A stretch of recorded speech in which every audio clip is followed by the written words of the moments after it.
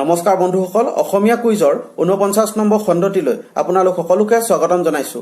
আজি অনুষ্ঠানটোত ৬টা সংগ্ৰহিত প্ৰশ্নোত্তৰ লৈ আহিছো। প্ৰত্যেক প্ৰশ্নত আগৰদৰে ৫ ছেকেণ্ডকৈ সময় দিম। যদি তাতকৈ বেছি সময় লাগে তেনেহলে ভিডিঅ'টো ৰখাই লৈ উত্তৰটো দি চাবলৈ চেষ্টা কৰিবচোন। শেষত কোনে কেইটা উত্তৰ দিব পাৰিছে কমেণ্ট কৰি জনাব। তেনেহলে দেৰি নকৰি আজি প্ৰথম প্ৰশ্নটো আগবঢ়াইছো।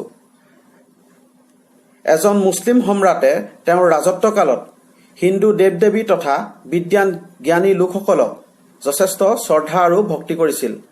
তাৰ নিদৰ্শনস্বৰূপে তেওঁ ৰাজসভাত জাৰি কৰা মুদ্ৰাত ৰাম আৰু সীতাৰ ছবি অংকিত কৰিছিল। এতিয়া প্ৰশ্ন হ'ল, এই মহান ৰজাজনৰ নাম কি?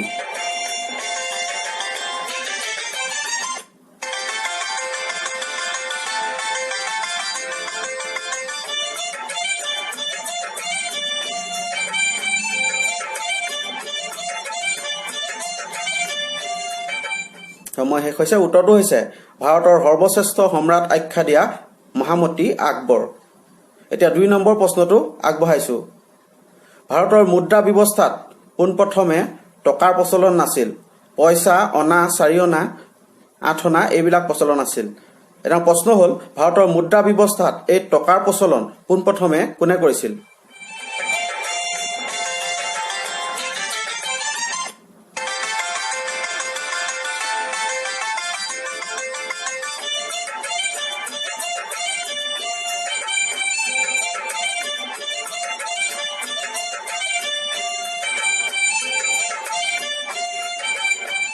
সময় শেষ হৈছে। উত্তৰটো হৈছে চুলতান শ্বেৰশ্বাহ ছুৰী। তেওঁ ১৫৪১ চনত এই ভাৰতৰ মুদ্ৰা ব্যৱস্থাত টকা অৰ্থাৎ ১০০ পইচা লগাই এই এটকাৰ তেওঁ প্ৰচলন কৰিছিল।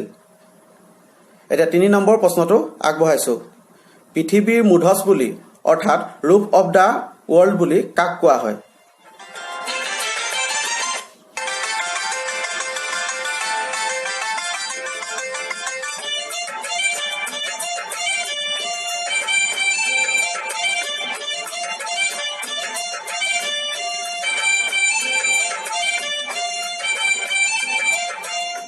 সময় শেষ হৈছে। উত্তৰটো নিশ্চয় পাৰিছে চাগে। উত্তৰটো হৈছে পামিৰ মালভূমিক। পামিৰ মালভূমিক পৃথিৱীৰ মূধচ ৰূপ অৱ দ্য ৱৰ্ল্ড বুলি কোৱা হয়। এতিয়া ৪ নম্বৰ প্ৰশ্নটো আগবঢ়াইছো।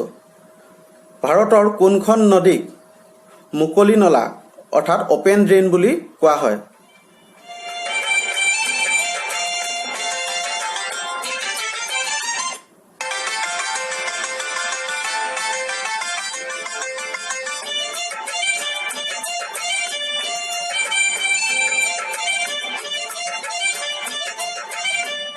সময় শেষ হৈছে। উত্তৰটো হৈছে যমুনা নদী।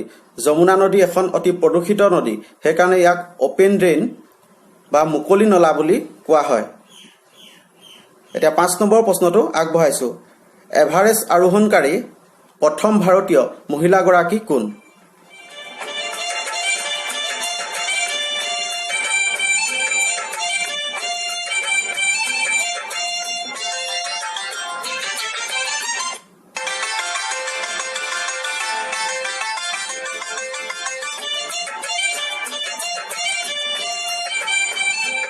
সময় শেষ হৈছে। উত্তৰটো হৈছে বাচেন্দ্ৰী পাল। তেওঁ ১৯৮৪ চনৰ ২৩ মে'ত এই এভাৰেষ্ট শৃংগ আৰোহণ কৰা প্ৰথমগৰাকী মহিলা। এতিয়া ৬ নম্বৰ প্ৰশ্নটো আগবঢ়াইছো। চকুৱে ওচৰৰ বস্তু নেদেখিলে চকুত কি লেন্স লগোৱা হয়?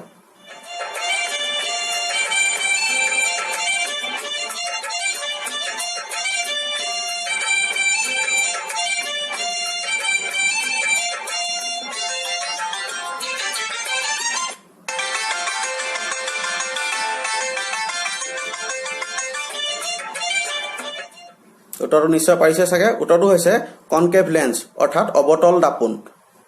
চকুৰে ওচৰৰ বস্তু নেদেখিলে চকুত অৱতল দাপোন লগোৱা হয়। আজি প্ৰশ্নোত্তৰ ইমানতে শেষ হৈছে। শেষত এটি সাঁথৰ সম্বলিত অৰ্থাৎ কমন চেঞ্চ জড়িত প্ৰশ্ন আগবঢ়াইছো। উত্তৰটো দিবলৈ চেষ্টা কৰি চাবচোন। এনেকুৱা এবিধ বস্তুৰ নাম কওক যিবিধ বস্তুত ফুল, ফল আৰু মিঠাই এই ৩টা শব্দই অন্তৰ্ভুক্ত হৈ আছে। এই ৩টা বস্তুৰে নাম একেটা বস্তুতে আছে।